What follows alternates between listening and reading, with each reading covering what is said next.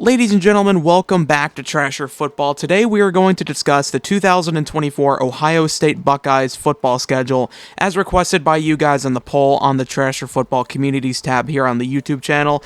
If you like this video, if you like any other video, make sure you like this video and subscribe if you haven't. It really helps out a lot. Also, if you want updates from the channel, make sure to follow the Twitter and check out the Communities tab here on the YouTube channel. There's polls, updates, cool announcements, statements, questions. You'll love it. It's really interactive, and I promise you guys will all love it.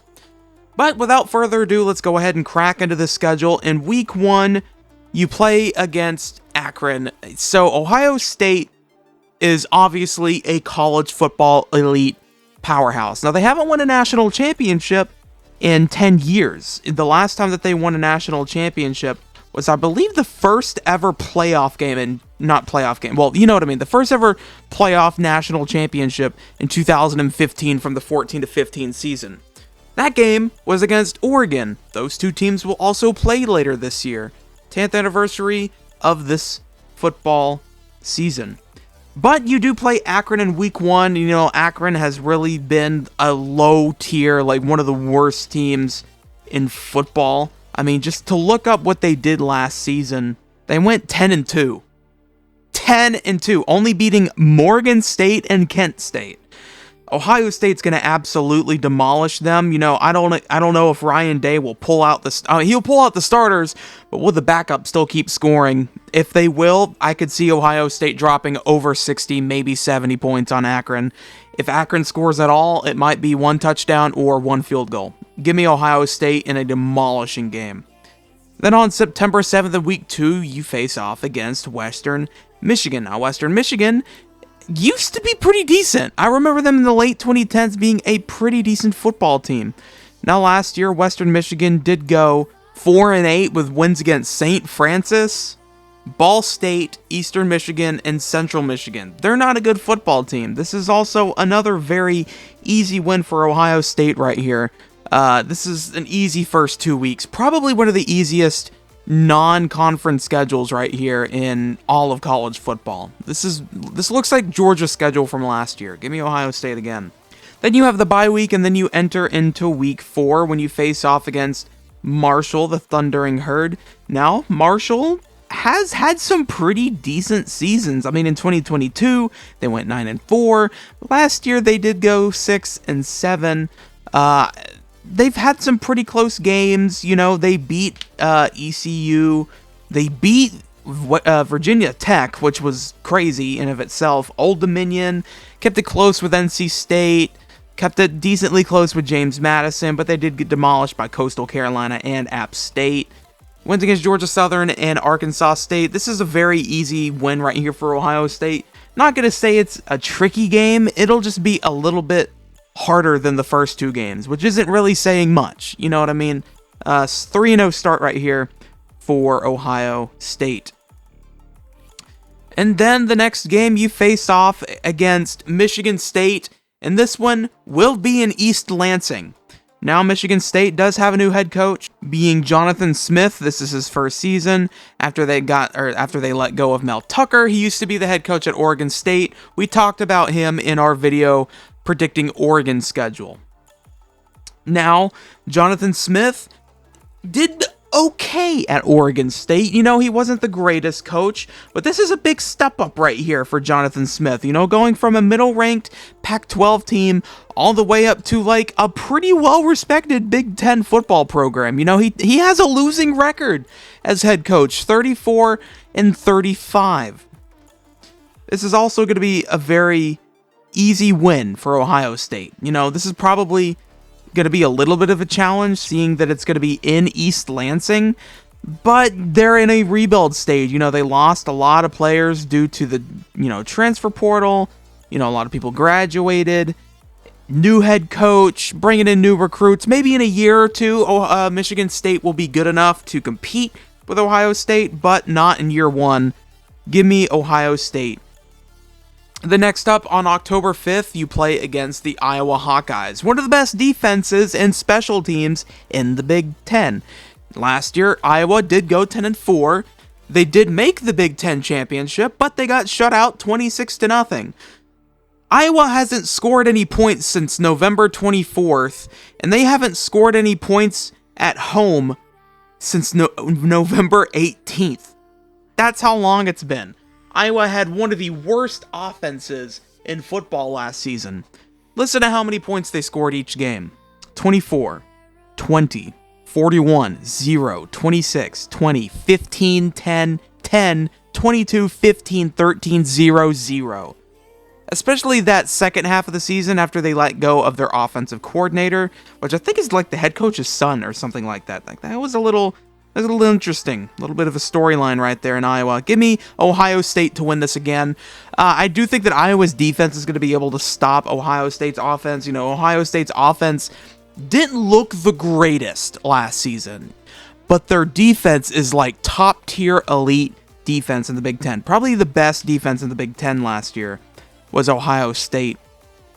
But do give them the win against Iowa. And then you have probably one of the most interesting Big Ten conference games of this upcoming season, when Ohio State will travel to Eugene, Oregon to face off against the Oregon Ducks. Now, Oregon had a really good season last year. Only 2 losses were both to Washington. Now, Washington, in my opinion, is not going to be as good last season as they will be this season. Both games were both 3-point games. They lost a total of 6 points against Washington. Their offense is really good. Dylan Gabriel coming in as the quarterback is really good, replacing Bo Nix, who did a fantastic job at Oregon. He was a Heisman contender. But I don't think that Oregon's going to be able to get the job done against this elite Ohio State defense. Ohio State's offense, I think, is going to be just good enough to get the job done against Oregon. This could be like a 1-2 or maybe even a 3-point win against Oregon. Give me Ohio State to win in Autzen Stadium in the rematch from 10 seasons ago's national championship game. And then up next, you face off against the Nebraska Cornhuskers. This will be in Columbus, Ohio.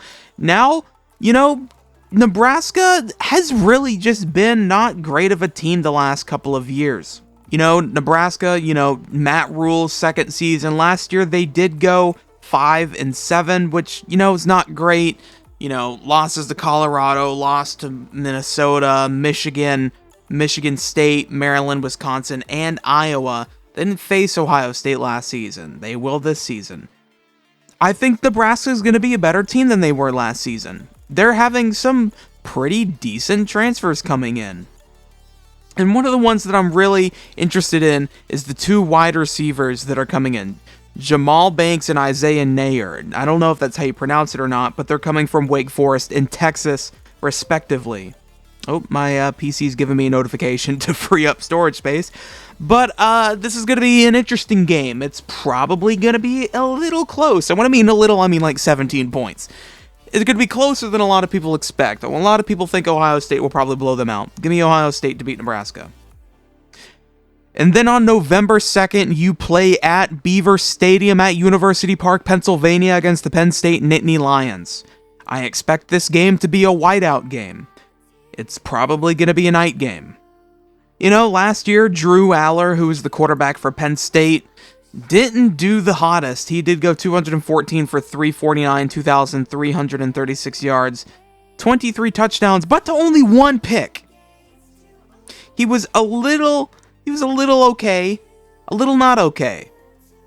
I think he'll probably improve. He did have a 61% completion percentage, but he didn't throw but only 1 pick. He had 4 rushing touchdowns too.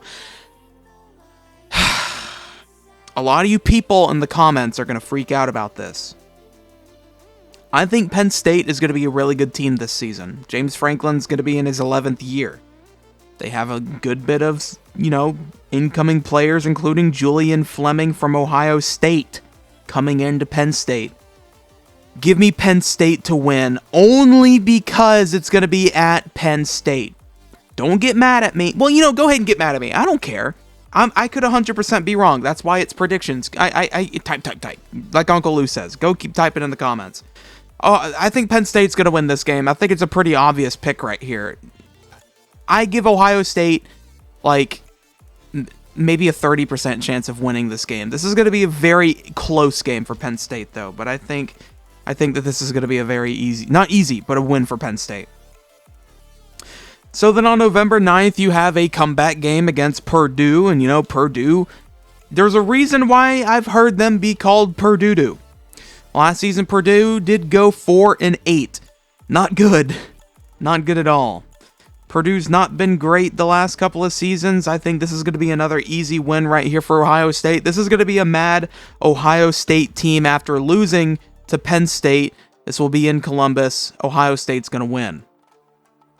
And now the next game you have at Northwestern. Now, from what I'm seeing, they don't know where it's going to be because I think that they're building the new Northwestern Stadium. So I don't know where they're going to be building or what building they're going to be doing the game for Northwestern this season.